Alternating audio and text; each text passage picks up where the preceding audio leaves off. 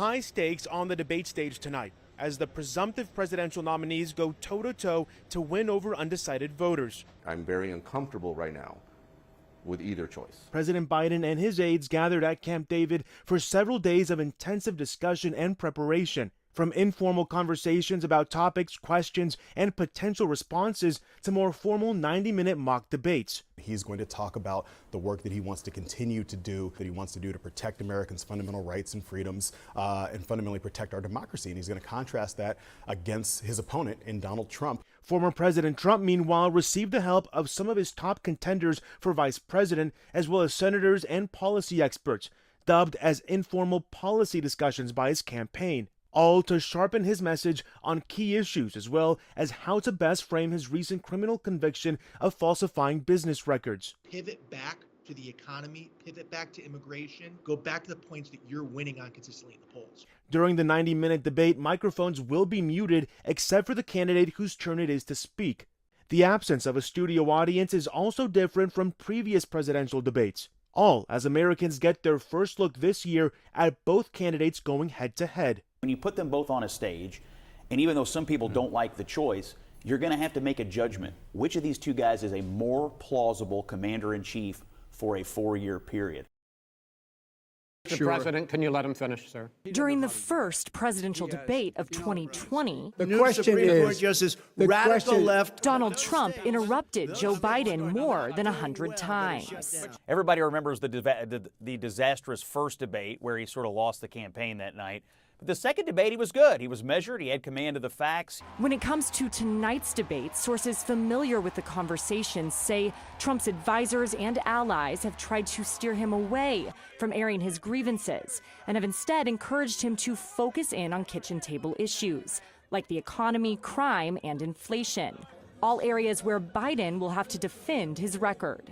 But Trump has also added to his record since these two last met on the debate stage. Roe v. Wade comes down. January 6th happens. You have 88 felony indictments. You've got the criminal felony charges. Biden's team is looking to paint Trump as unhinged and unfit to return to the Oval Office.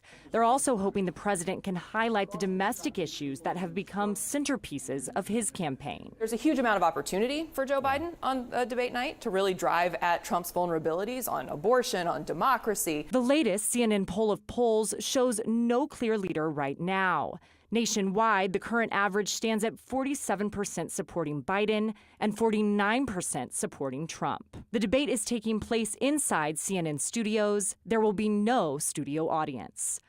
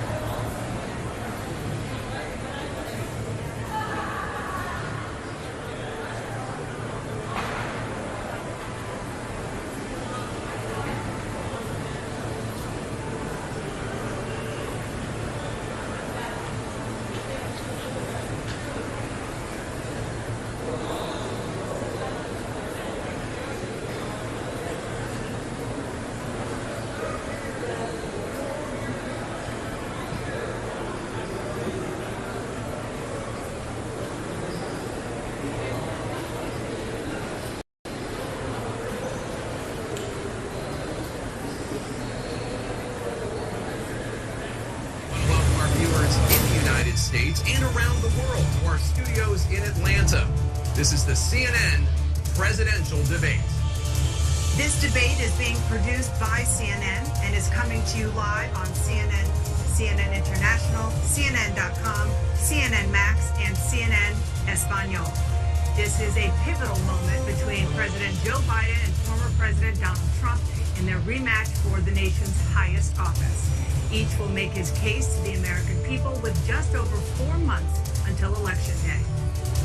Good evening, I'm Dana Bash, anchor of CNN's Inside Politics and co-anchor of State of the Union. I'm Jake Tapper, anchor of CNN's The Lead and co-anchor of State of the Union. Dana and I will co-moderate this evening. Our job is to facilitate a debate between the two candidates tonight. Before we introduce them, we want to share the rules of the debate with the audience at home. Former President Trump will be on the left side of the screen. President Biden will be appearing on the right. A coin toss determined their positions. Each candidate will have 2 minutes to answer a question and 1 minute each for responses and rebuttals. An additional minute for follow-up, clarification, or response is at the moderator's discretion. When it's time for a candidate to speak, his microphone will be turned on and his opponent's microphone will be turned off. Should a candidate interrupt when his microphone is muted, he will be difficult to understand for viewers at home. At the end of the debate, each candidate will get 2 minutes for closing statements. There is no studio audience tonight. Pre-written notes, props, or contact with campaign staff are not permitted during the debate. By accepting our invitation to debate, both candidates and their campaigns agreed to accept these rules. Now, please welcome the 46th President of the United States, Joe Biden. Folks, how are you?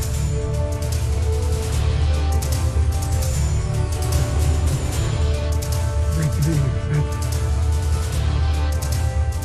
And please welcome the 45th President of the United States, Donald Trump.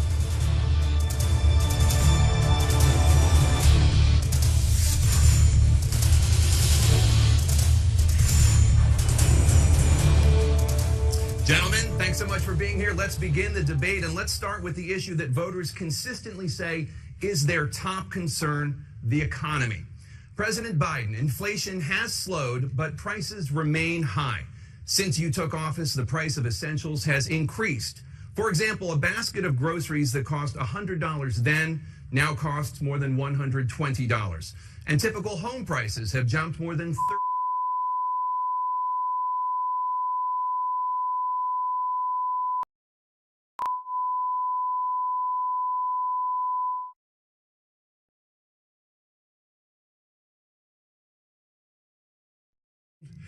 Left within corporate greed is the reason why we're in this problem right now. Left within corporate greed is the reason why we're in this problem right now. In addition to that, we're in a situation where if you take a look at all that was done in his administration, he didn't do much at all. By the time he left, things were in chaos, literally chaos. And so we put things back together. We created, I said, those jobs. We make sure we had a situation where we brought down the price of prescription drugs, which is a major issue for many people, to $15 for an insulin shot as opposed to $400. No senior has to pay more than $200 for any drug, all the drugs they can include beginning next year.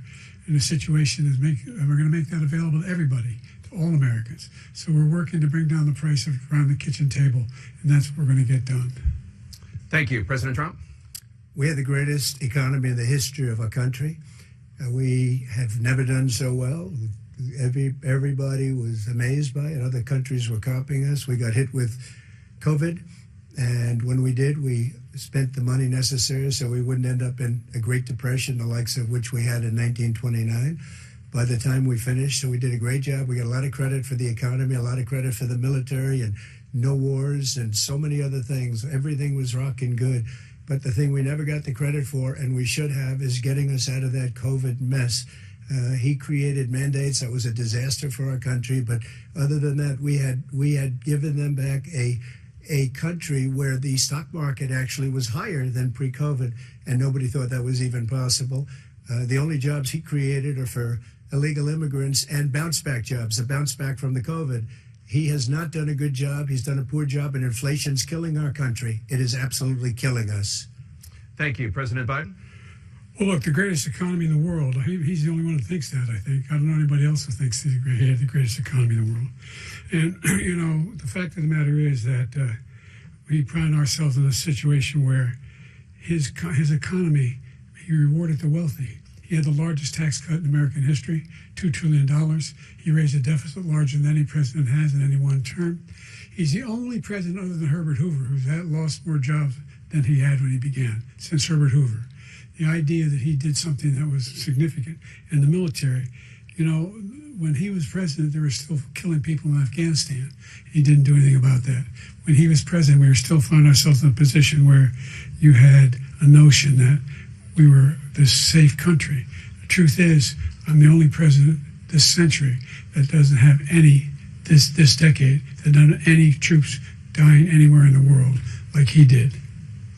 President Trump, I want to follow up if I can. Am I allowed to respond to him? Well, I'm going to ask you a follow-up. You can do whatever you want with the minute that we give you. I want to follow up. You want to impose a 10% tariff on all goods coming into the U.S. How will you ensure that that doesn't drive prices even higher? It's not going to drive them higher. It's just going to cause countries that have been ripping us off for years, like China and many others, in all fairness to China. It's going to just force them to pay us a lot of money, reduce our deficit tremendously, and give us a lot of power for other things. But he made a statement. The only thing he was right about is I gave you the largest tax cut in history. I also gave you the largest regulation cut in history. That's why we had all the jobs. And the jobs went down and then they bounced back, and he's taking credit for bounce back jobs. You can't do that. He also said he inherited 9% inflation. No, he inherited almost no inflation, and it stayed that way for 14 months. And then it blew up under his leadership because they spent money like a bunch of people that didn't know what they were doing, and they don't know what they were doing. It was the worst, probably the worst administration in history. There's never been. And as far as Afghanistan is concerned, I was getting out of Afghanistan, but we were getting out with dignity, with strength, with power. He got out. It was the most embarrassing day in the history of our country's life. President Trump, over the last 8 years, under both of your administrations, the national debt soared to record highs. And according to a new nonpartisan analysis, President Trump, your administration approved $8.4 trillion in new debt. Well, so far, President Biden, you've approved $4.3 trillion in new debt. So, former President Trump, many of the tax cuts that you signed into law are set to expire next year. You want to extend them and go even further, you say. With the U.S. facing trillion-dollar deficits and record debt, why should top earners and corporations pay even less in taxes than they do now? Because the tax cuts spurred the greatest economy that we've ever seen just prior to COVID. And even after COVID, it was so strong that we were able to get through COVID much better than just about any other country. But we spurred, that tax spurred. Now, when we cut the taxes, as an example, the corporate tax was cut down to 21% from 39%, plus beyond that. We took in more revenue with much less tax, and companies were bringing back trillions of dollars back into our country. The country was going like never before, and we were ready to start paying down debt. We were ready to start using the liquid gold right under our feet, the oil and gas right under our feet. We were going to have something that nobody else has had. We got hit with COVID. We did a lot to fix it. I gave him an unbelievable situation with all of the therapeutics and all of the things that we came up with. We gave him something great. Remember, more people died under his administration, even though we had largely fixed it. More people died under his administration than our administration, and we were right in the middle of it, something which a lot of people don't like to talk about. But he had far more people dying in his administration. He did the mandate, which is a disaster, mandating it. The vaccine went out. He did a mandate on the vaccine, which is the thing that people most objected to about the vaccine. And he did a very poor job, just a very poor job. And I will tell you, not only poor there, but throughout the entire world, we're no longer respected as a country. They don't respect our leadership. They don't respect the United States anymore. We're like a third world nation between weaponization of his election, trying to go after his political opponent. All of the things he's done, we've become like a third world nation. And it's a shame. The damage he's done to our country. And I'd love to ask him, and will, why he allowed millions of people to come in here from prisons, jails, and mental institutions to come into our country and destroy our country. President Trump, we will get to immigration later in this block. President Biden, I want to give you an opportunity to respond to this question about the national debt. He had the largest national debt of any president in a four-year period, number one. Number two, that $2 trillion tax cut benefited the very wealthy. What I'm going to do is fix the tax system. For example, we have 1,000 trillionaires in America. Billionaires in America. And what's happening? They're in a situation where they, in fact, pay 8.2% in taxes. If they just paid 24% 25%, either one of those numbers. They'd raise $500 billion, I should say, in a 10-year period. We'd be able to wipe out his debt. We'd be able to help make sure that all those things we need to do, child care, elder care, making sure that we continue to strengthen our healthcare system, making sure that we're able to make every single solitary person eligible for what I've been able to do with the COVID, with dealing with everything we have to do with, look, if we finally beat Medicare. Thank you, President Biden. President Trump? Well, he's right. He did beat Medicare. He beat it to death, and he's destroying Medicare because all of these people are coming in. They're putting them on Medicare. They're putting them on Social Security. They're going to destroy Social Security. This man is going to single-handedly destroy Social Security. These millions and millions of people coming in, they're trying to put them on Social Security. He will wipe out Social Security. He will wipe out Medicare. So he was right in the way he finished that sentence. And it's a shame. What's happened to our country in the last 4 years is not to be believed. Foreign countries, I'm friends with a lot of people, they cannot believe what happened to the United States of America. We're no longer respected. They don't like us. We give them everything they want, and they think we're stupid. They think we're very stupid people. What we're doing for other countries, and they do nothing for us. What this man has done is absolutely criminal. Thank you, President Trump. Dana? This is the first presidential election since the Supreme Court overturned Roe v. Wade. This morning, the court ruled on yet another abortion case, temporarily allowing emergency abortions to continue in Idaho, despite that state's restrictive ban. Former President Trump, you take credit for the decision to overturn Roe v. Wade, which returned the issue of abortion to the states. Correct. However, the federal government still plays a role in whether or not women have access to abortion pills. They're used in about 2/3 of all abortions. As president, would you block abortion medication? First of all, the Supreme Court just approved the abortion pill, and I agree with their decision to have done that, and I will not block it.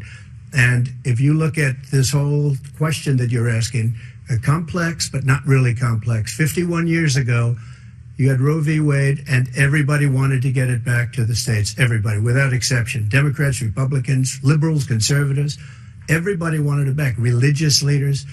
And what I did is I put 3 great Supreme Court justices on the court, and they happened to vote in favor of killing Roe v. Wade and moving it back to the states. This is something that everybody wanted. Now, 10 years ago or so, they started talking about how many weeks and how many this, getting into other things. But every legal scholar throughout the world, the most respected, wanted it brought back to the states. I did that. Now the states are working it out. If you look at Ohio, it was a decision that was an end result that was a little bit more liberal than you would have thought. Kansas, I would say the same thing. Texas is different. Florida is different. But they're all making their own decisions right now. And right now, the states control it. That's the vote of the people. Like Ronald Reagan, I believe in the exceptions. I am a person that believes. And frankly, I think it's important to believe in the exceptions. Some people, you have to follow your heart. Some people don't believe in that. But I believe in the exceptions for rape, incest, and the life of the mother. I think it's very important. Some people don't. Follow your heart. But you have to get elected also. And because that has to do with other things. You got to get elected.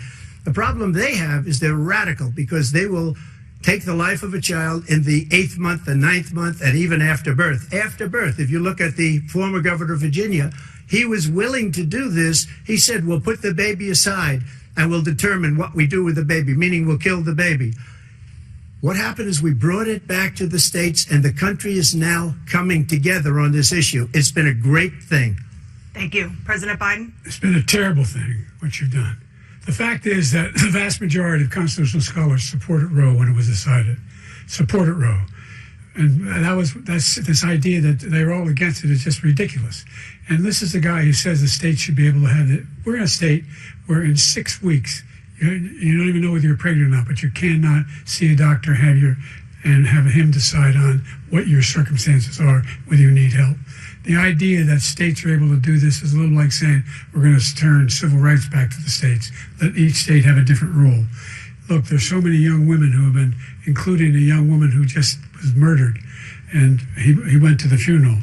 The idea that she was murdered by an immigrant coming in, they talk about that. But here's the deal: there's a lot of young women who are being raped by their in-laws, by their spouses, brothers and sisters, it's just ridiculous, and they can do nothing about it. And they try to arrest them when they cross state lines. Thank you. There have been many young women murdered by the same people he allows to come across our border. We have a border that's the most dangerous place anywhere in the world, considered the most dangerous place anywhere in the world. And he opened it up, and these killers are coming into our country, and they are raping and killing women. And it's a terrible thing. As far as the abortion is concerned, it is now back with the states. The states are voting. In many cases, it's frankly a very liberal decision. In many cases, it's the opposite. But they're voting, and it's bringing it back to the vote of the people, which is what everybody wanted, including the founders, if they knew about this issue, which frankly they didn't. But they would have, everybody wanted it brought back. Ronald Reagan wanted it brought back. He wasn't able to get it. Everybody wanted it brought back, and many presidents had tried to get it back. I was the one to do it. And again, this gives it the vote of the people, and that's where they wanted it. Every legal scholar wanted it that way. Staying on the topic of abortion, President Biden, 7 states, I'll let you do that. This is the same topic. 7 states have no legal restrictions on how far into a pregnancy a woman can obtain an abortion.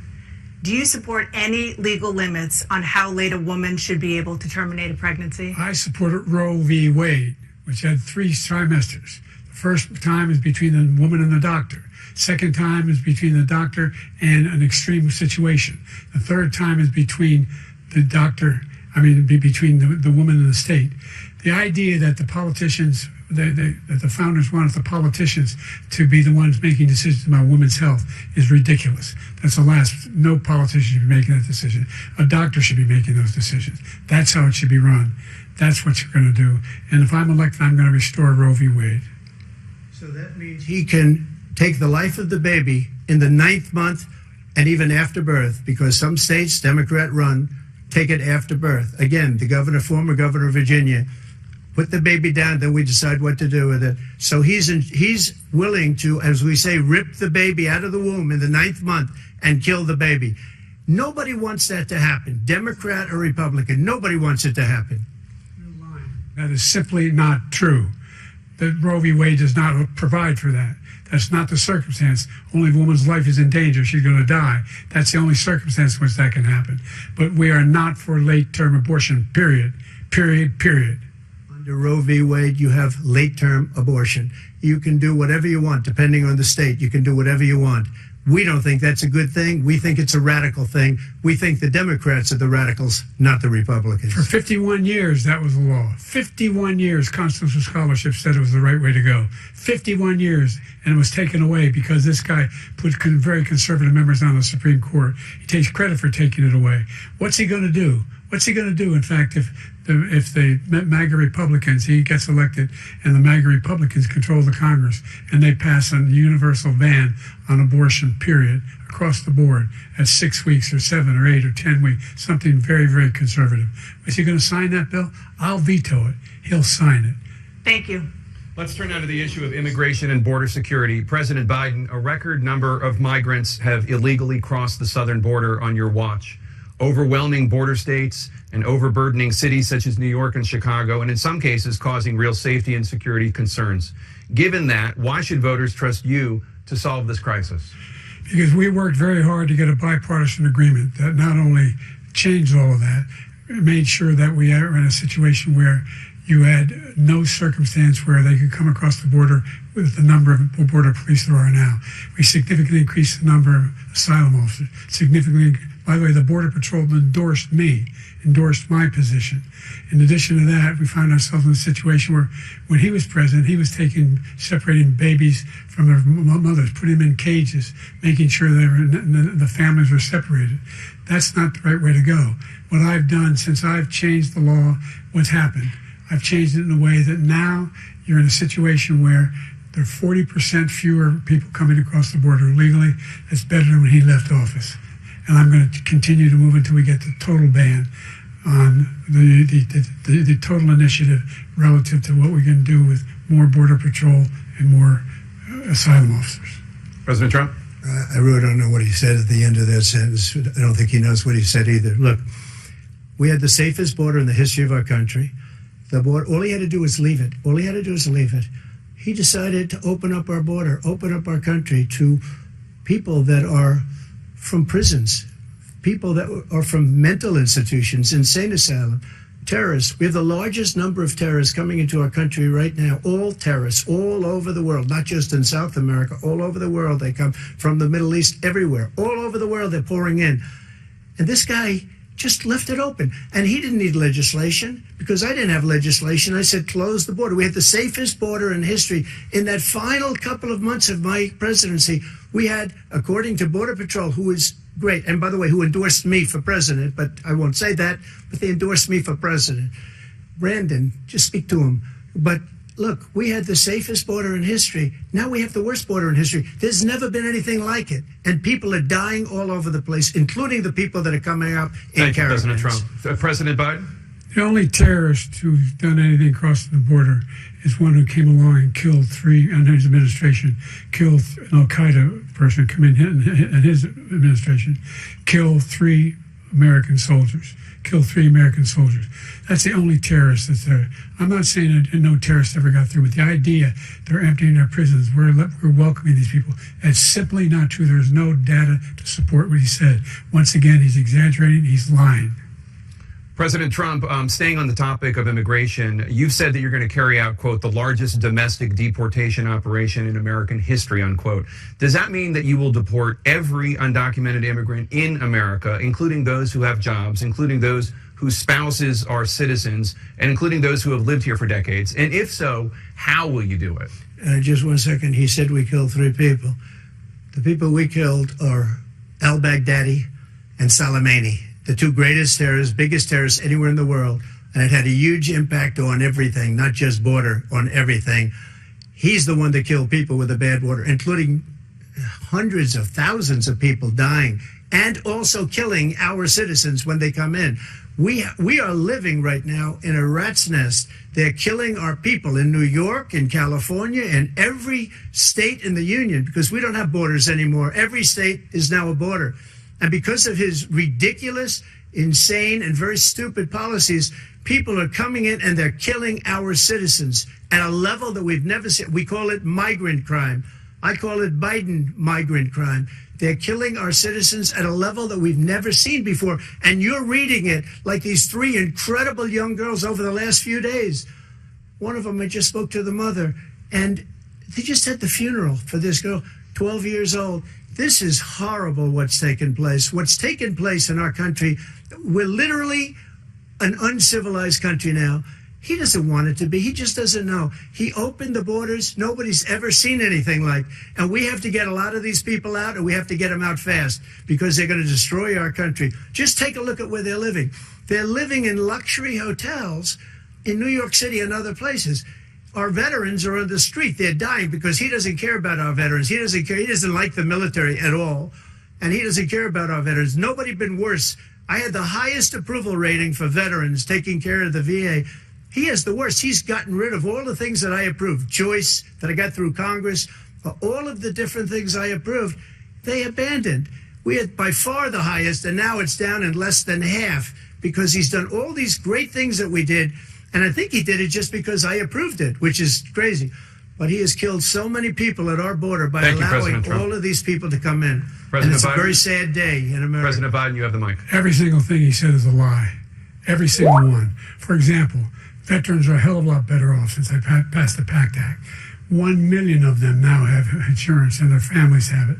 Their families have it because what happened, whether it was Agent Orange or burn pits, they're all being covered now. And his group opposed that. We're also in a situation where we have great respect for veterans. My son spent a year in Iraq, living next to one of those burn pits, came back with stage 4 glioblastoma.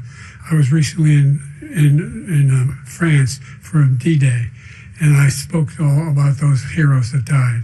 I went to the World War II cemetery, World War I cemetery he refused to go to. He he was standing with his 4-star general, and he told me, he said, I don't want to go in there because they're a bunch of losers and suckers. My son was not a loser, he was not a sucker. You're the sucker, you're the loser. President Trump? First of all, that was a made-up quote, suckers and losers. They made it up. It was in a third-rate magazine that's failing, like many of these magazines. He made that up. He put it in commercials. We've notified him. We had 19 people that said I didn't say it. And think of this. Who would say I'm at a cemetery or I'm talking about our veterans? Because nobody's taken better care. I'm so glad this came up, and he brought it up. There's nobody that's taken better care of our soldiers than I have. To think that I would, in front of generals and others, say suckers and losers. We have 19 people that said it was never said by me. It was made up by him, just like Russia was made up, just like the 51 intelligence agents are made up, just like the new thing with the 16 economists are talking. It's the same thing. 51 intelligence agents said that the laptop was Russia disinformation. It wasn't. That came from his son, Hunter. It wasn't Russia disinformation. He made up the suckers and losers, so he should apologize to me right now. 4-star general standing to your side who was on your staff who said you said it, period. That's number one. And number two, the idea that I have to apologize to you for anything along the line. We've done more for veterans than any president has in American history. And they now are in their family. The only sacred obligation we have as a country is to care for our veterans when they come home and their families and equip them when they go to war. That's what we're doing. That's what the VA is doing now. They're doing more for veterans than ever before in our history. All right. Thank you so much. Let's move to the topic of foreign policy. I want to begin with Russia's war against Ukraine, which is now in its third year. Former President Trump, Russian President Vladimir Putin says he'll only end this war if Russia keeps the Ukrainian territory it has already claimed and Ukraine abandons its bid to join NATO. Are Putin's terms acceptable to you? First of all, our veterans and our soldiers can't stand this guy. They can't stand him. They think he's the worst commander-in-chief, if that's what you call him, that we've ever had. They can't stand him. So let's get that straight. And they like me more than just about any of them. And that's based on every single bit of information. As far as Russia and Ukraine, if we had a real president, a president that knew, that was respected by Putin, he would have never invaded Ukraine. A lot of people are dead right now, much more than people know. You know, they talk about numbers. You can double those numbers, maybe triple those numbers. He did nothing to stop it. In fact, I think he encouraged Russia from going in. I'll tell you what happened. He was so bad with Afghanistan. It was such a horrible embarrassment, most embarrassing moment in the history of our country, that when Putin watched that and he saw the incompetence, that he should have fired those generals, like I fired the one that you mentioned. And so he's got no love lost, but he should have fired those generals. No general got fired for the most embarrassing moment in the history of our country, Afghanistan, where we left billions of dollars of equipment behind. We lost 13 beautiful soldiers, and 38 soldiers were obliterated. And by the way, we left people behind too. We left American citizens behind. When Putin saw that, he said, you know what? I think we're going to go in and maybe take this was his dream. I talked to him about it, his dream. The difference is he never would have invaded Ukraine. Never. Just like Israel would have never been invaded in a million years by Hamas. You know why? Because Iran was broke with me. I wouldn't let anybody do business with them. They ran out of money. They were broke. They had no money for Hamas. They had no money for anything. No money for terror. That's why you had no terror at all during my administration. This place, the whole world is blowing up under him. President Biden? I've never heard so much malarkey in my whole life. Look, the fact of the matter is that we're in a situation where, let's take the last point first. Iran attacked American troops, caused brain damage for a number of these troops, and he did nothing about it. Recently, not when he was president. They attacked. He said they're just having headaches. That's all it is. He didn't do a thing when the attack took place, number one. Number two, we got over 100,000 Americans and others out of Afghanistan during that airlift. Number three, we found ourselves in a situation where, if you take a look at what Trump did in Ukraine, this guy told Trump, do whatever you want, and do whatever you want. And that's exactly what Trump did. to Putin, encourage him, do whatever you want. And he went in. And listen to what he said when he went in. He was going to take Kyiv in 5 days, remember? Because it's part of the old.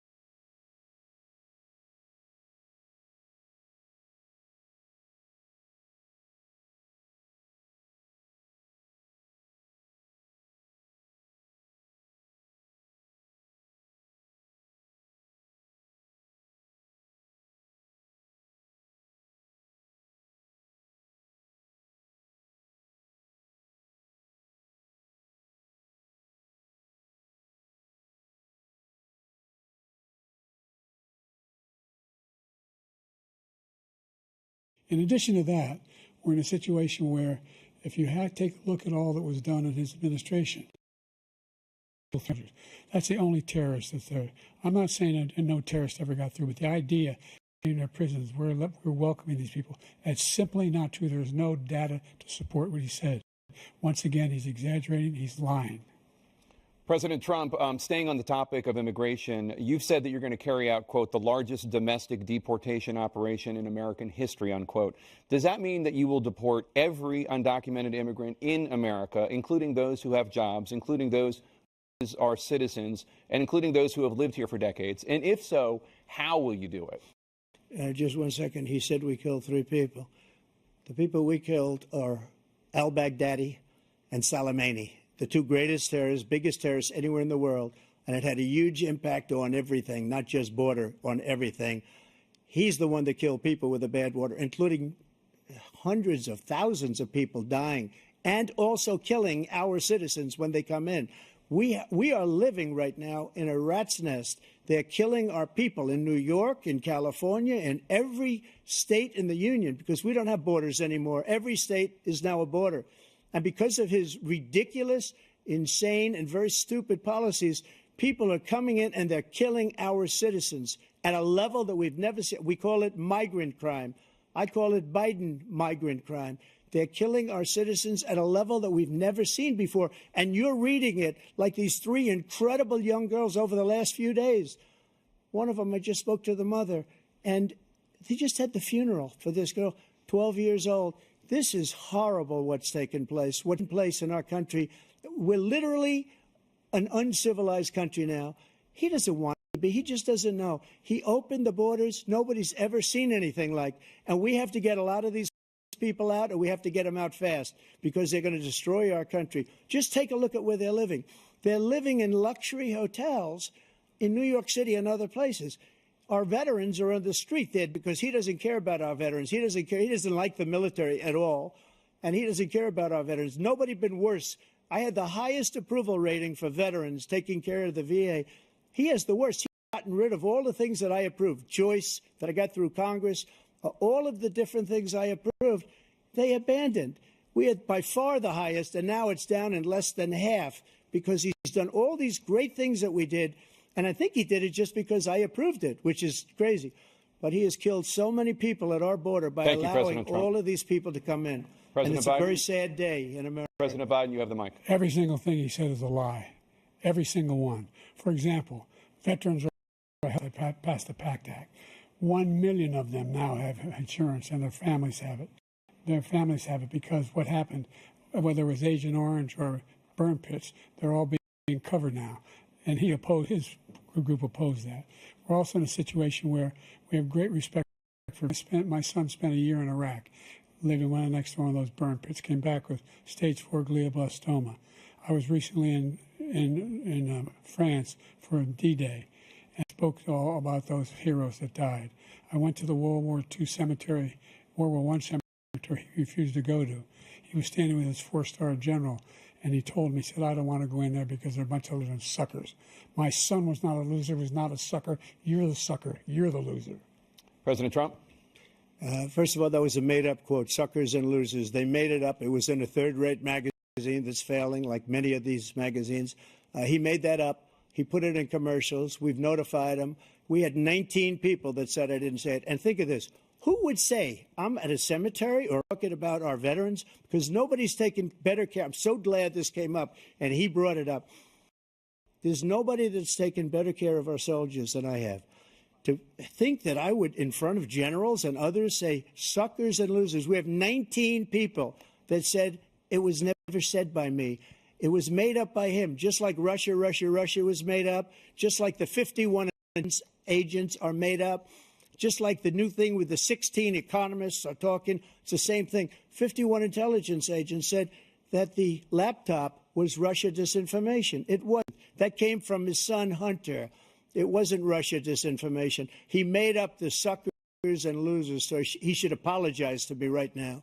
The four-star general standing to your side who was on your stage who said you said it, period. That's number one. And number two, the idea that I have to apologize to you for anything along the line. We've done more for veterans than any president has in American history. And they now are in their family. The only sacred obligation we have as a country is to care for our veterans when they come home and their families and equip them when they go to war. That's what we're doing. That's what the VA is doing now. They're doing more for veterans than ever before in our history. All right, thank you so much. Let's move to the topic of foreign policy. I want to begin with Russia's war against Ukraine, which is now in its third year. Former President Trump, Russian President Vladimir Putin will only end this war if Russia keeps the Ukrainian territory it has already claimed and Ukraine abandons its bid to join NATO. Are Putin's terms acceptable to you? First of all, our veterans and our soldiers can't stand this. They can't stand him. They think he's the worst commander-in-chief, if that's what you call him, that we've ever had. They can't stand him. So let's get that straight. And they like me more than just about any of them. And that's based on every single bit of information. As far as Russia and Ukraine, if we had a real president, the president that knew, that was respected by Putin, he would have never invaded Ukraine. A lot of people are dead right now, much more than people know. You know, they talk about numbers. You can double those numbers, maybe triple those numbers. He did nothing to stop it. In fact, I think he encouraged Russia going in. I'll tell you what happened. He was so bad with Afghanistan. It was such a horrible embarrassment, most embarrassing moment in the history of our country, that when Putin watched that and he saw the incompetence, that he should have fired those generals, like I fired the one that you mentioned. And so he's got no love lost. But he should have fired those generals. No general got fired for the most embarrassing moment in the history of our country, Afghanistan, where we left billions of dollars of equipment behind. We lost 13 beautiful soldiers, and 38 soldiers were obliterated. And by the way, we left people behind, too. We left Americans. When Putin saw that, he said, you know what? I think we're going to go in and maybe take this was his dream. I talked to him about it, his dream. The difference is he never would have invaded Ukraine. Never. Just like Israel would have never been invaded in a million years by Hamas. You know why? Because Iran was broke with me. I wouldn't let do business with them. They ran out of money. They were broke. They had no money for Hamas. They had no money for anything. No money for terror. That's why you had no terror at all during my administration. This place, the whole world is blowing up under him. President Biden? I've never heard so much malarkey in my whole life. Look, the fact of the matter is that we're in a situation where, let's take the last point first. Iran attacked American troops, caused brain damage for a number of these troops, and he did nothing about it. Recently, not when he was president. They attacked. He said they're just having headaches. That's all it is. He didn't do a thing when the attack took place, number one. Number two, we were 100,000 Americans and others out of Afghanistan during that airlift. Number three, we found ourselves in a situation where, if you take a look at what Trump did in Ukraine, this guy told Trump, do whatever you want, and do whatever you want. And that's exactly what Trump did to Putin, encourage him, do whatever you want. And he went in. And listen to what he said when he went in. He was going to take Kyiv in 5 days, remember? Because it's the old Soviet Union. That's what he wanted to reestablish, Kyiv. And he, in fact, didn't do it at all. He wasn't able to get it done. And they've lost thousands and thousands of troops, 500,000 troops. President Trump, I never come back said to you that. for 1 minute. I just want to go back to my original question, which is, are Putin's terms acceptable to you? Keeping the territory in Ukraine? Acceptable. No, they're not acceptable. But look, this is a war that never should have started. If we had a leader in this war, he led everybody along. He's given $200 billion now or more to Ukraine. He's given $200 billion. That's a lot of money. I don't think there's ever been anything like it. Every time that Zelensky comes to this country, he walks away with $60 billion. He's the greatest salesman ever. And I'm not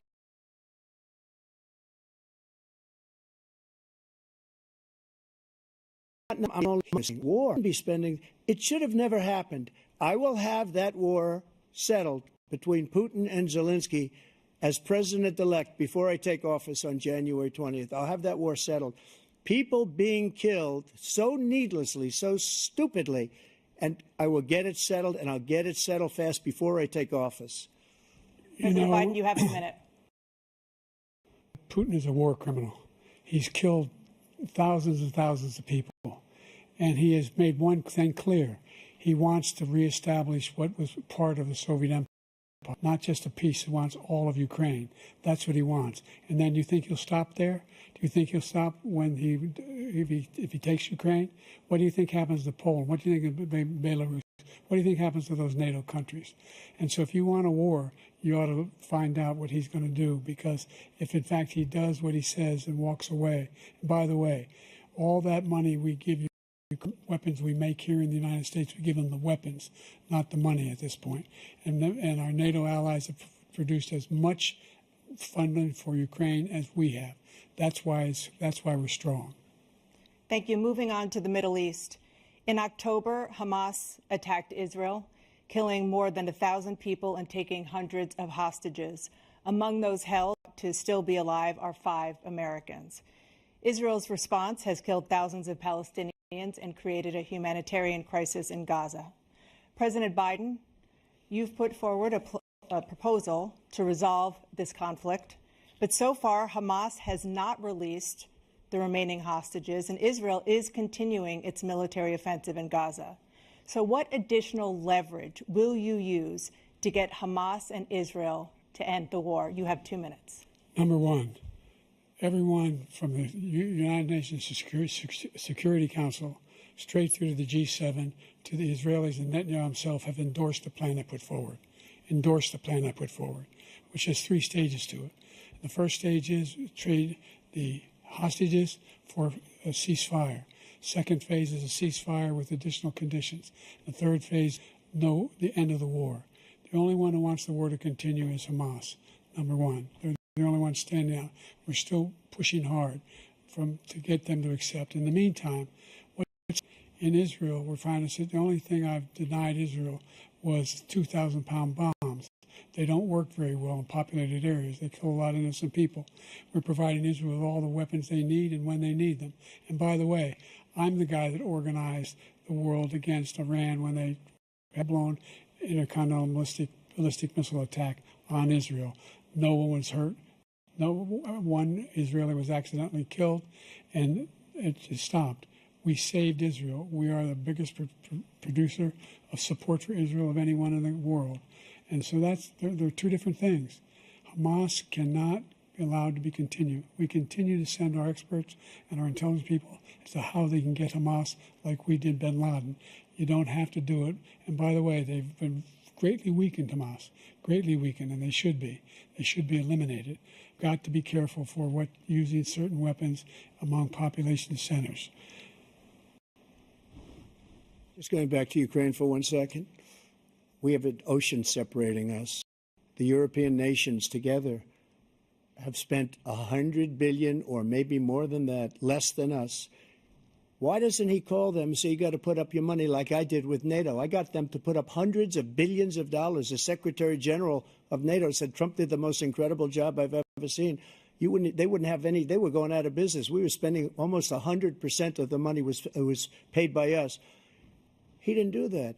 He's getting all. You got to ask these people to put up the money. We're over $100 billion more spent, and it has a bigger impact on them because of location, because we have an ocean in between. You got to ask them. As far as Israel and Hamas, Israel's the one that wants to go. He said the only one that wants to keep going is Hamas. Actually, Israel is the one, and you should let him go and let him finish the job. He doesn't want to do it. He's become like a Palestinian, but they don't like him because he's a very bad Palestinian. He's a weak one. President Biden, you have a minute. I've never heard so much foolishness. This is a guy who wants to get out of NATO. Are you going to stay in NATO? He's going to pull out of NATO. The idea that we have, our strength lies in our alliances as well. It may be a big ocean, but we're ever able to avoid a war in Europe, a major war in Europe? What happens if, in fact, you have Putin continue to go into NATO? We have an Article 5 agreement. Attack on one is attack on all. You want to start the nuclear war he keeps talking about, go ahead. Let Putin go in and control Ukraine and then move on to Poland and other places. See what happens then. He has no idea what the hell he's talking about. And by the way, I got 50 other nations around the world to support Ukraine, including Japan and South Korea, because they understand that this kind of dislocation has a serious threat to whole world peace. No major war in Europe has ever been able to be contained. He basically went after his political opponent because he thought it was going to damage me. But when the public found out about these cases, because they understand it better than he does, he has no idea what these cases are. But when they found out about these cases, you know what they did? My poll numbers went up, way up. You know that because you're reporting it. And we took in more money in the last 2 weeks than we've ever taken in the history of any campaign. I don't think any campaign has ever taken. Hundreds of millions of dollars came pouring in because the public knows it's a scam and it's a guy that's after his political opponent because he can't win fair and square. Thank you, President Trump. President Biden, you have said, quote, Donald Trump and his MAGA Republicans are determined to destroy American democracy. Do you believe that the tens of millions of Americans who are likely to vote for President Trump will be voting against American democracy? The more they know about what he's done, yes. The more they know about what he's done. And there's a lot more coming. He's got a lot of cases down the road coming around. He's got a whole range of issues he has to face. I don't know what the juries will do, but I do know he has a real problem. And so the fact that, could you ever think you heard any president say that I'm going to seek retribution? Do you ever hear any president say that I thought Hitler had some good ideas? What got me involved to run in the first place after my son had died, I decided in Iraq, because of Iraq, I said I wasn't going to run again until I saw what happened in Charlottesville, Virginia.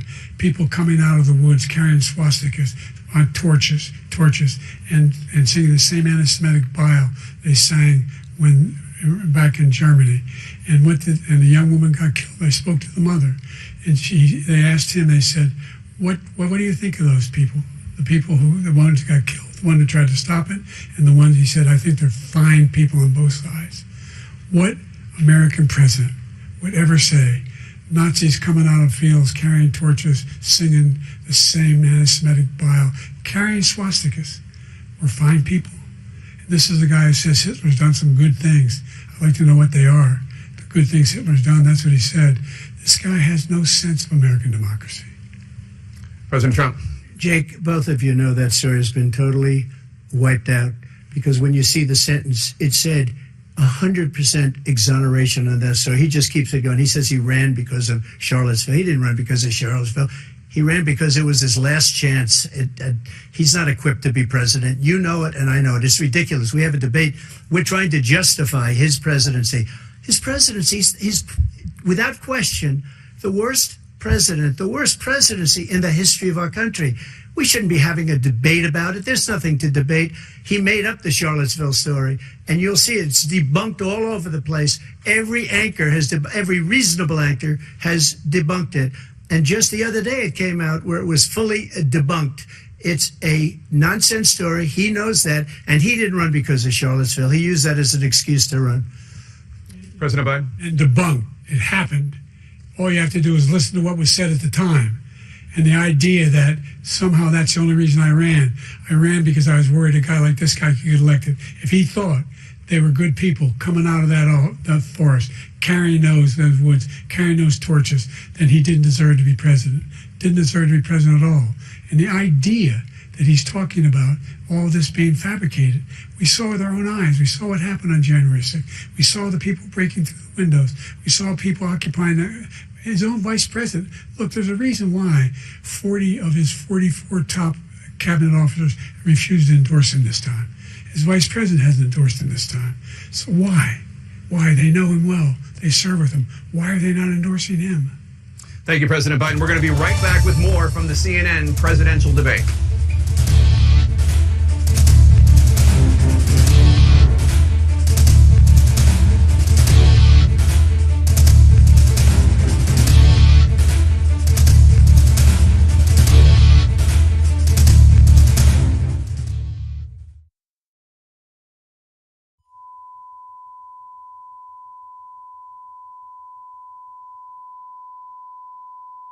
《华人看世界》尽在好视频。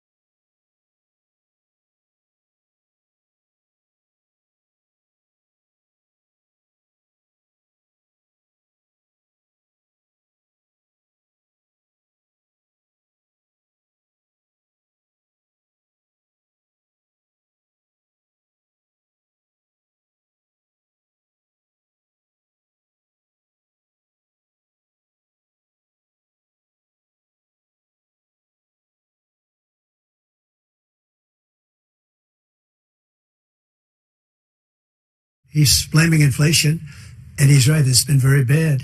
He caused the inflation, and it's killing black families and Hispanic families and just about everybody. It's killing people. They can't buy groceries anymore. They can't. You look at the cost of food where it's doubled and tripled and quadrupled. They can't live. They're not living anymore. He caused this inflation. I gave him a country with essentially no inflation. It was perfect. It was so good. All he had to do is leave it alone. He destroyed it with his Green New Scam and all this money that's being thrown out the window. He caused inflation. As sure as you're sitting there, the fact is that his big kill on the black people is the millions of people that he's allowed to come in through the border. They're taking black jobs now, and it could be 18, it could be 19, and even 20 million people. They're taking black jobs, and they're taking Hispanic jobs, and you haven't seen it yet, but you're going to see something that's going to be the worst in our history. Thank you. President Biden? There was no inflation when I became president. You know why? The economy was flat on its back. 15% unemployment. He decimated the economy, absolutely decimated the economy. That's why there was no inflation at the time. There were no jobs. We provided thousands of millions of jobs for individuals who are in all communities, including minority communities. We made sure that they have health insurance. We have covered, the ACA has increased. I made sure that they're $8,000 per person in a family to get written off for health care. But this guy wants to eliminate that. They tried 50 times. He wants to get rid of the ACA again, and they're going to try again if they win. You find ourselves in a position where the idea that we're not doing any, we put more police on the street than any administration has. He wants to cut the cops. We're providing for equity and making sure people have a shot to make it. There's a lot going on, but in inflation, he caused it by his tremendous malfeasance in the way he handled the pandemic. Thank you. Another persistent challenge is the climate crisis. 2023 was the hottest year in recorded history, and communities across the country are confronting the devastating effects of extreme heat, intensifying wildfires, stronger hurricanes, and rising sea levels. Former President Trump, you've vowed to end your opponent's climate initiatives, but will you take any action as president to slow the climate crisis? Well, let me just go back to what he said about the police, how close the police are to him. Almost every police group in the nation from every state is supporting Donald J. Trump. Almost every police group. And what he's done to the black population is horrible, including the fact that for 10 years he called them super predators. In the 1990s, we can't forget that. Super predators was his name, and he called it to them for 10, and they've taken great offense at it, and now they see it happening.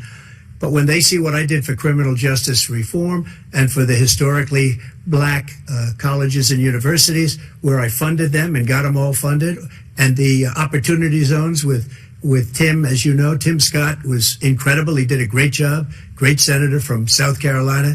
He came to me with the idea, and it was a great idea. It's one of the most successful economic development acts ever in the country, opportunity zones. And the biggest beneficiary are blacks. And that's why we have the best numbers with them in maybe ever. They're saying ever. I read this morning where ever, the best numbers. He's lost much of the black population because he's done a horrible job for black people. He's also done a horrible job for Hispanics. But wait till you see these millions of people pouring into our country, and they're going to take the jobs, and it's already started, and you haven't seen anything yet. It's a disaster. You've 38 seconds left. President Trump, will you take any action as president to slow the climate crisis? So I want absolutely immaculate clean water, and I want absolutely clean air, and we had it. We had H2O. We had the best numbers ever, and we were using all forms of energy, all forms, everything. And yet, during my 4 years, I had the best environmental numbers ever. And my top environmental people gave me that statistic just before I walked on the stage, actually. I don't know where the hell he's been. The idea that anything he said is true. I've passed the most extensive climate change legislation in history. We find ourselves, and by the way, black colleges. I came up with $15 billion for HBCUs, historic black universities and colleges, because they don't have the kind of contributors that they have to build these laboratories and the like. Any black student is capable in college of doing any white student can do. They just don't have the money, but now they'll be able to get those jobs in high tech. We're in a situation where the idea that he is claiming to have done something that had the cleanest water, he hadn't done a damn thing with the environment. He pulled out of the Paris Peace Accord, Climate Accord. I immediately joined it because if we reach 1.5 degrees Celsius at any one point, there's no way back. The only existential threat to humanity is climate change, and he didn't do a damn thing about it. He wants to undo all that I've done. The Paris Accord was going to cost us $1 trillion, and China nothing, and Russia nothing, and India nothing. It was a ripoff of the United States. And I ended it because I didn't want to waste that money because they treat us horribly. We were the only ones. It was costing us money. Nobody else was paying into it. And it was a disaster. But everything that he said just now, I'll give you an example. I heard him say before insulin. I'm the one that got the insulin down for the seniors. I took care of the seniors. What he's doing is destroying all of our medical programs because the migrants coming in, they want everybody. And look, I have the biggest heart on the stage. I guarantee you that. And I want to take care of people, but we're destroying our country. They're taking over our schools, our hospitals, and they're going to be taking over Social Security. He is destroying Social Security, Medicare, and Medicaid. The idea is that we, in fact, we were the only ones of consequence who were not members of the Paris Accord. How can we do anything? We're not able to, the United States can't get this under control. One of the largest polluters in the world, number one. We're making significant progress. By 2035, we will have cut pollution in half. We have made significant progress, and we're continuing to make progress. We set up a climate corps for thousands of young people will learn how to deal with climate, just like the Peace Corps. And we're moving in directions that are going to significantly change the elements of cause of pollution. But the idea that he claims that he has the biggest heart up here and he's really concerned about pollution and about climate, I've not seen any indication of that. And by the way, with regard to prescription drugs, one company agreed that they would reduce the price to $35, which I was calling for, one, voluntarily. I made sure every company in the world, every pharmaceutical company, cannot have to pay. Thank you. And by the way, so every day, millions of Americans struggle just to make ends meet. For many older Americans, Social Security provides a critical lifeline. President Biden, if nothing is done to Social Security, seniors will see their benefits cut in just over 10 years. Will you name tonight one specific step that you're willing to take to keep Social Security solvent? yes, make the very wealthy begin to pay their fair share. Right now, everybody making under $170,000 pays 6% of their income, of their paycheck, every single time they get a paycheck from the time the first one they get when they're 18 years old. The idea that they're going to, I'm proposing that everybody, they pay, the millionaires pay 1%. So no one I would not raise the cost of Social Security for anybody under $400,000. After that, I began to make the wealthy begin to pay their fair share by increasing from 1% beyond to be able to guarantee the program for life. So you still have 82 seconds left. Are there any other measures that you think that would be able to help keep Social Security solvent, or is that one enough? Well, no, that one enough will keep it solvent, but the biggest thing will do it if we defeat this man, because he wants to get rid of Social Security. He thinks there's plenty to cut in Social Security. He's wanting to cut Social Security and Medicare both times. And and if you look at the program put forward by the House Republican caucus that I believe supports, is in fact want to cut it as well. The idea that we don't need to protect our seniors is ridiculous. And by the way, the American public has greater health care coverage today than ever before. And on the ACA, as I said, you're in a circumstance where 400,000 people, 40 million people would not have insurance because they have a pre-existing condition. The only thing that allows them to have that insurance is the fact that they, in fact, are part of the ACA. And by the way, the other thing is, we're in a situation where I talk about education for black communities. I've raised the the amount of money for Pell Grants by another $8,000. So anybody making under $70,000 a year are going to be able to get $15,000 towards their tuition. He just doesn't know what he's talking about. Thank you, President Biden. President Trump. So I've dealt with politicians all my life. I've been on this side of the equation for the last 8 years. I've never seen anybody lie like this guy. He lies. I've never seen it. He can look you in the face. About so many other things, too. And we mentioned the laptop. We mentioned Russia, Ukraine. Everything he does is a lie. It's misinformation and disinformation.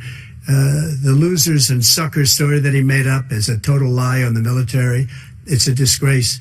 But Social Security, he's destroying it because millions of people are pouring into our country, and they're putting them onto Social Security. They're putting them onto Medicare, Medicaid. They're putting them in our hospitals. They're taking the place of our citizens. What they're doing to the VA, to our veterans, is unbelievable. Our veterans are living in the street, and these people are living in luxury hotels. He doesn't know what he's doing, and it's really coming back. I've never seen such anger in our country before. President Biden? The idea that veterans are not being taken care of, I told you before. And by the way, when I said suckers and losers, he acknowledged after that he fired that general.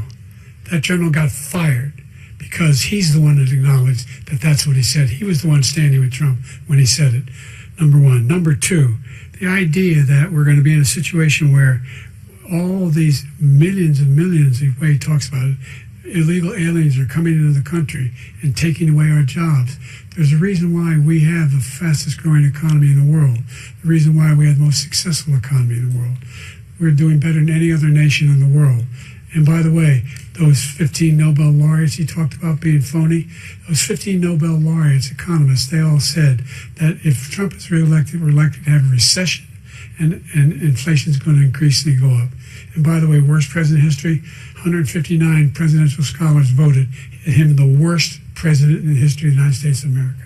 President Biden, thank you so much. Let's turn to the cost of child care, which many American families struggle to afford. President Trump, both you and President Biden have tried to address this issue, but the average cost of child care in this country has risen to more than $11,000 a year per child. For many families, the cost of child care for 2 children is more than their rent. In your second term, what would you do to make child care more affordable? Just to go back, the general got fired because he was no good. And if he said that, that's why he made it up. But we have 19 people that said I didn't say it, and they're very highly respected, much more so than him. The other thing is, he doesn't fire people. He never fired people. I've never seen him fire anybody. I did fire a lot. I fired Comey because he was no good. I fired a lot of the top people at the FBI, drained the swamp. They were no good. Not easy to fire people. You'd pay a price for it, but they were no good. I inherited these people. I didn't put them there. I didn't put Comey there. He was no good. I fired him. This guy hasn't fired anybody. He never fires. He should have fired every military man that was involved with that the Afghanistan horror show, the most embarrassing moment in the history of our country. He didn't fire. Did you fire anybody? Did you fire anybody that's on the border that's allowed us to have the worst border in the history of the world? Did anybody get fired for allowing 18 million people, many from prisons, many from mental institutions? Did you fire anybody that allowed our country to be destroyed? Joe, our country is being destroyed as you and I sit up here and waste a lot of time on this debate. This shouldn't be a debate. He is the worst president. He just said about me because I said it. But look, he's the worst president in the history of our country. He's destroyed our country. Now all of a sudden he's trying to get a little tough on the border. He came out with a nothing deal, and it reduced it a little bit, like this much. It's insignificant. He wants open borders. He wants our country to either be destroyed or he wants to pick up those people as voters. And I don't think we just can't let it happen. If he wins this election, our country doesn't have a chance, not even a chance, of coming out of this rut. We probably won't have a country left anymore. That's how bad it is. He is the worst in history by far. Thank you, President Trump. President Biden? We're the most admired country in the world. We're the United States of America. There's nothing beyond our capacity. We have the finest military in the history of the world, the finest in the history of the world. No one thinks we're weak. No one wants to screw around with us. Nobody. Number one. Number two, the idea that we're talking about worst presidents. I wasn't joking. Look it up. Go online. 159 or 58, don't hold me the exact number, presidential historians, they've had meetings and they voted who was the worst president in American history. One through best to worst. They said he was the worst in all of American history. That's a fact. That's not conjecture. He can argue they're wrong, but that's what they voted. The idea that he is doing anything to deal with child care, he did virtually nothing to child care. We should significantly increase the child care tax credit. We should significantly increase the availability of women and men or single parents to be able to go back to work. And we should encourage businesses to have. Thank you, President Biden. President Trump, the question was about what would you do to make child care more affordable, if you want to take your minute. Just so you understand, we have polling, we have other things that they rate him the worst because what he's done is so bad. And they rate me, I'll show you, I will show you. And they rate me one of the best, okay? And if I'm given another 4 years, I will be the best. I think I'll be the best. Nobody's ever created an economy like us. Nobody ever cut taxes like us. He's the only one I know. He wants to raise your taxes by 4 times. He wants to raise everybody's taxes by 4 times. He wants the Trump tax cuts to expire. So everybody, including the two of you, are going to pay 4 to 5 times. Nobody ever heard of this before. All my life, I'd grow up and I'd see politicians talking about cutting taxes. When we cut taxes, as I said, we did more business. Apple and all these companies, they were bringing money back into our country. The worst president in history by far, and everybody knows it. President Biden? Look, the fact of the matter is that he's dead wrong about, he's increased the tariff, he will increase the taxes on middle-class people. I said I'd never raise a tax on anybody making less than $400,000. I didn't. But this tariff is 10% tariffs. Everything coming into the country, you know what the economists say? That's going to cost the average American $2,500 a year more because they're going to have to pay the difference in food and all the things that are very important. Number two, he's in a situation where he talks about how he has not raised, he's somehow helped the middle class. The middle class have been devastated by you. Now you want a new tax cut of $5 trillion over the next 10 years, which is going to fundamentally bankrupt the country. You had the largest deficit of any president in American history, number one. Number two, you have not, in fact, made any contact, any progress with China. We are the lowest trade deficit with China since 2010. Thank you, President Biden. Thank you, President Biden. Let's discuss an epidemic impacting millions of Americans that both of you have made a top priority in your first term, the opioid crisis. And for both of you, the number of overdose deaths in this country has gone up. Under your term, it went up. Under your term, it has gone up. Former President Trump, despite the efforts that both of you have made, more than 100,000 Americans are dying from overdoses every year, primarily from fentanyl and other opioids. What will you do to help Americans right now in the throes of addiction who are struggling to get the treatment they need?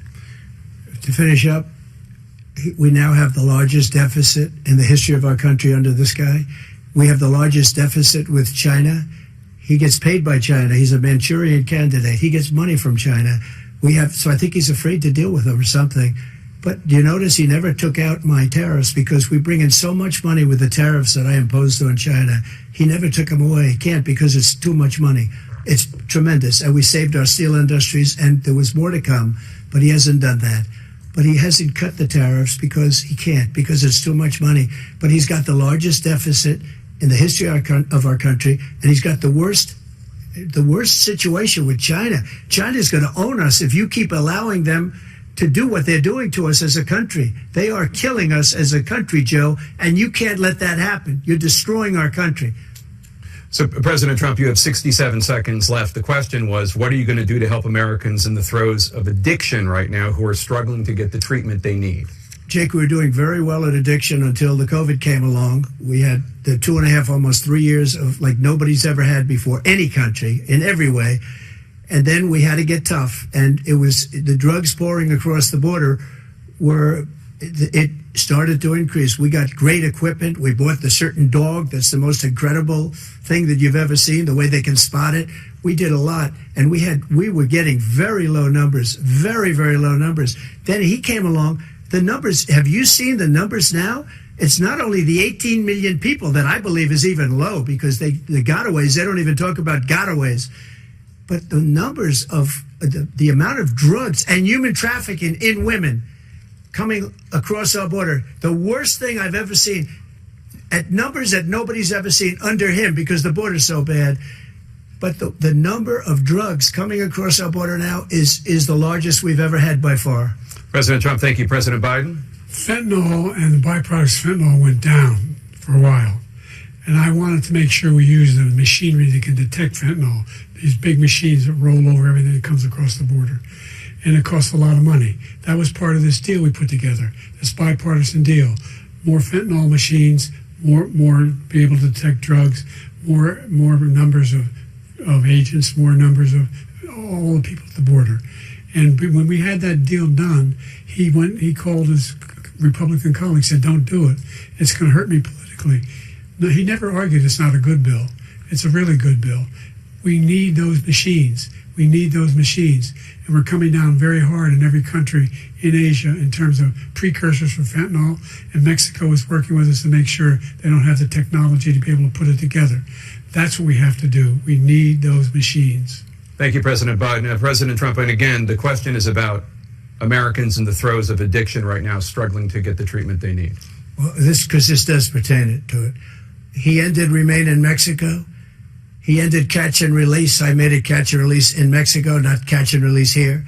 We had so many things that we had done, hard negotiations with Mexico, and I got it all for nothing.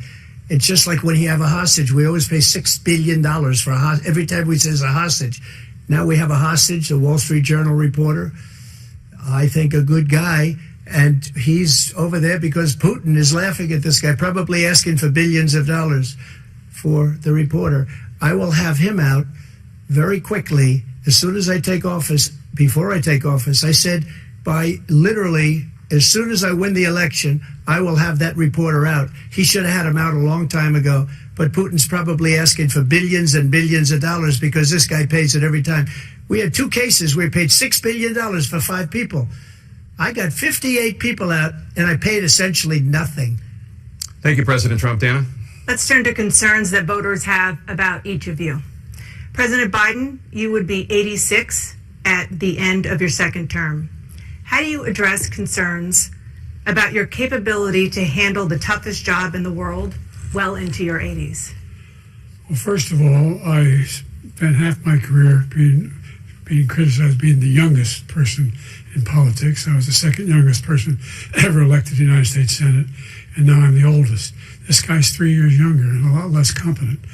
I think that just look at the record. Look at what I've done. Look how I've turned around the horrible situation he left me.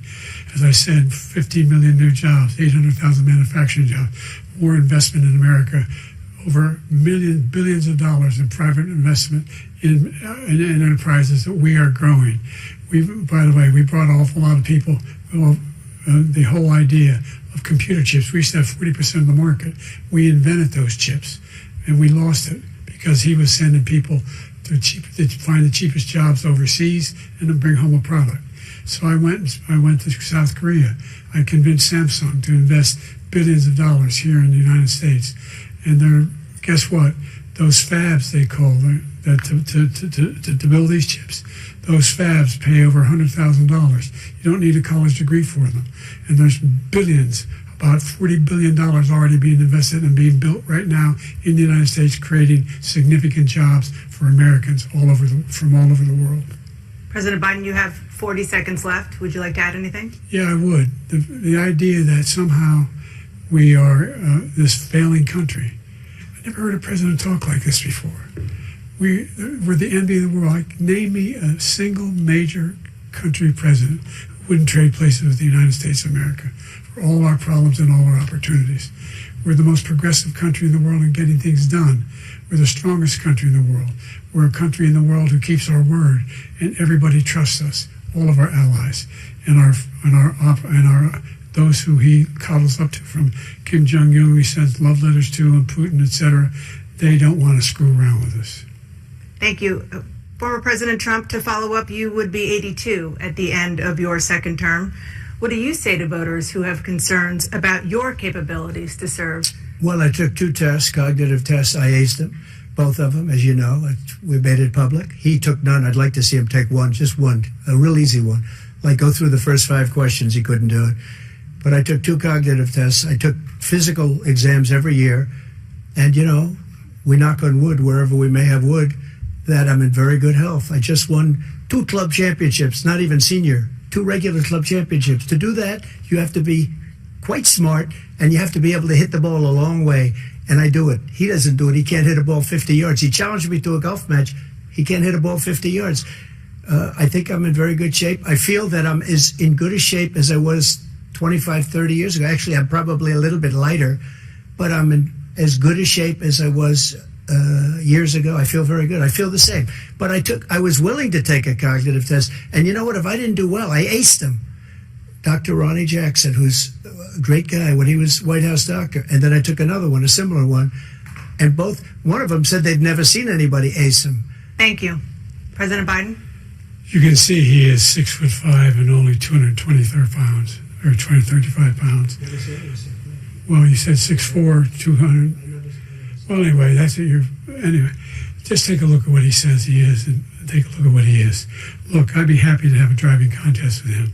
I got my handicap, which when I was vice president, down to a 6. But by the way, I told you before, I'm happy to play golf if you carry your own bag. Think you can do it? That's the biggest lie. He's a 6 handicap of all. I was an 8 handicap. Yeah. 8. Never. But I had, you know how many? I've seen you swing. I know you swing. Hey, let's not act like children. President Trump, we're going to turn Let's not act like children. to a specific concern that voters have about you. Will you pledge tonight that once all legal challenges have been exhausted, that you will accept the results of this election, regardless of who wins, and you will say right now that political violence in any form is unacceptable? Well, I shouldn't have to say that, but of course I believe that. It's totally unacceptable. And if you would see my statements that I made on Twitter at the time, and also my statement that I made in the Rose Garden, you would say it's one of the strongest statements you've ever seen. In addition to the speech I made in front of, I believe, the largest crowd I've ever spoken to. And I will tell you, nobody ever talks about that. They talk about a relatively small number of people that went to the Capitol, and in many cases were ushered in by the police. And as Nancy Pelosi said, it was her responsibility, not mine. She said that loud and clear. But the answer is, if the election is fair, free, and I want that more than anybody. And I'll tell you something. I wish he was a great president, because I wouldn't be here right now. I'd be at one of my many places enjoying myself. I wouldn't be under indictment because I wouldn't have been his political opponent, because he indicted me because I was his opponent. I wish he was a great president. I would rather have that. I wouldn't be here. I don't mind being here. But the only reason I'm here is he's so bad as a president that I'm going to make America great again. We're going to make America great again. We're a failing nation right now. We're a seriously failing nation. And we're a failing nation because of him. His policies are so bad. His military policies are insane. They're insane. These are wars that will never end with him. He will drive us into World War III, and we're closer to World War III than anybody can imagine. We are very, very close to World War III, and he's driving us there. And Kim Jong-un and President Xi of China, Kim Jong-un of North Korea, all of these, Putin, they don't respect him. They don't fear him. They have nothing going with this gentleman, and he's going to drive us into World War III. You want a World War III, let him follow and win, and let Putin say, do what you want, NATO. Just do what you want. There's a thing called Article 5. An attack on one is an attack on all, and required response. The idea, I can't think of a single major leader in the world who wouldn't trade places with the job I've done and what they've done. Because we are a powerful nation. We have wonderful people. It's because of the people, not me. It's because of the American people. They're capable of anything, and they step up when they're needed. And right now, we're needed. We're needed to protect the world because our own safety is at stake. And again, you want to have a war, just let Putin go ahead and take Kyiv, make sure they move on, see what happens in Poland, Hungary, and other places along that border. Then you have a war. President Trump, as I come back to you for a follow-up, The question was, will you accept the results of this election, regardless of who wins? Just to finish what he said, if I might, Russia, they took a lot of land from Bush. They took a lot of land from Obama and Biden. They took no land, nothing from Trump, nothing. He knew not to do it. He's not going to play games with me. He knew that. I got along with him very well, but he knew not to play games. He took nothing from me. But now he's going to take the whole thing from this man right here. That's a war that should have never started. It would have never started ever with me. And he's going to take Ukraine. And, you know, you asked me a question before, would you do this? He's got us in such a bad position right now with Ukraine and Russia, because Ukraine's not winning that war. He said, I will never settle until such time. They're running out of people. They're running out of soldiers. They've lost so many people. It's so sad. They've lost so many people, and they've lost those gorgeous cities with the golden domes that are 1,000 years old, all because of him and stupid decisions. Russia would have never attacked if I were president. Trump, the question was, will you accept the results of the election, regardless of who wins? Yes or no, please. If it's a fair and legal and good election, absolutely. I would have much rather accepted these, but the fraud and everything else was ridiculous. And if you want, we'll have a news conference on it in a week, or we'll have another one of these in a week. But I will absolutely, there's nothing I'd rather do. It would be much easier for me to do that than I'm running again. I wasn't really going to run until I saw the horrible job he did. He's destroying our country. I would be very happy to be someplace else, in a nice location someplace. And again, no indictments, no political opponent stuff, because it's the only way he thinks he can win. But unfortunately, it's driven up my numbers and driven them up to a very high level because the people understand it. Well, let's see what your numbers are when this election is over. Let's see. You're a whiner. When you lost the first time, you continued, you appealed and appealed to courts all across the country. Not one single court in America said any of your claims had any merit, state or local, none. But you continue to provoke this lie about somehow there's all this misrepresentation, all this stealing. There is no evidence of that at all. And I tell you what, I doubt whether you'll accept it because you're such a whiner. The idea, if you lose again, you accepting anything, you can't stand the loss. Something snapped in you when you lost the last time. We'll be right back with more from the CNN presidential debate, live from Georgia.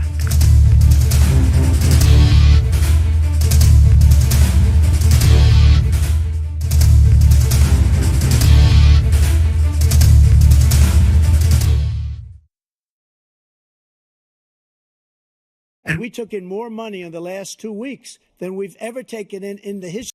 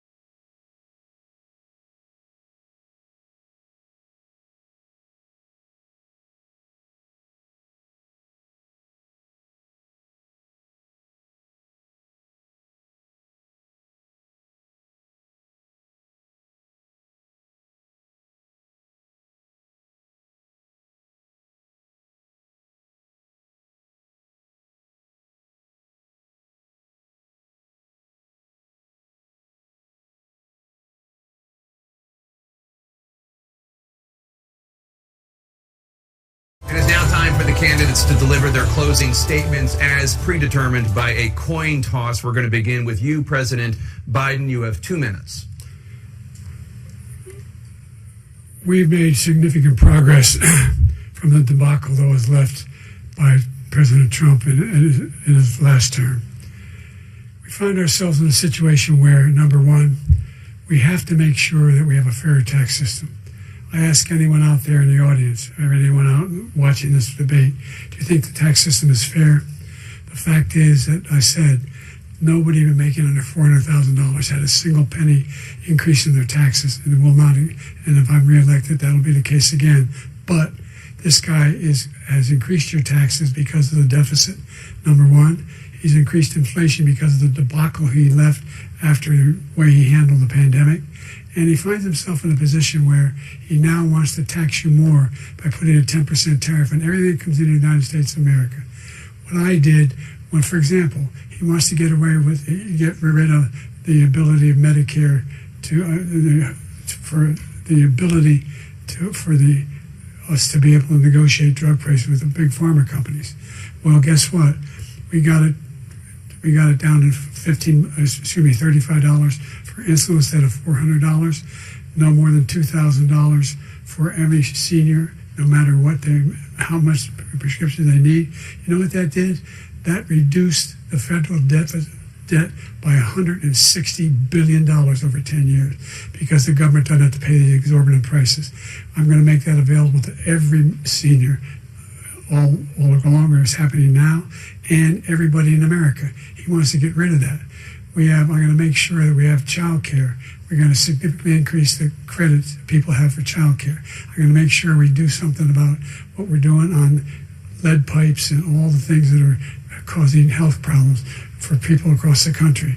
We're going to continue to fight to bring down inflation and give people a break. Thank you, President Biden. President Trump, you now have 2 minutes for your closing statement. Like so many politicians, this man is just a complainer. He said, we want to do this, we want to do that, we want to get rid of this tax, that tax. But he doesn't do anything. All he does is make our country unsafe by allowing millions and millions of people to pour in. Our military doesn't respect him. We look like fools in Afghanistan. We didn't stop Israel. It was such a horrible thing that would have never happened. It should have never happened. Iran was broke.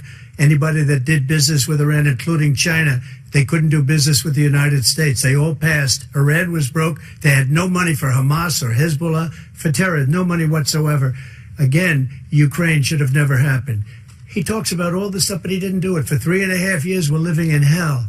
We have the Palestinians and we have everybody else rioting all over the place. You talk about Charlottesville.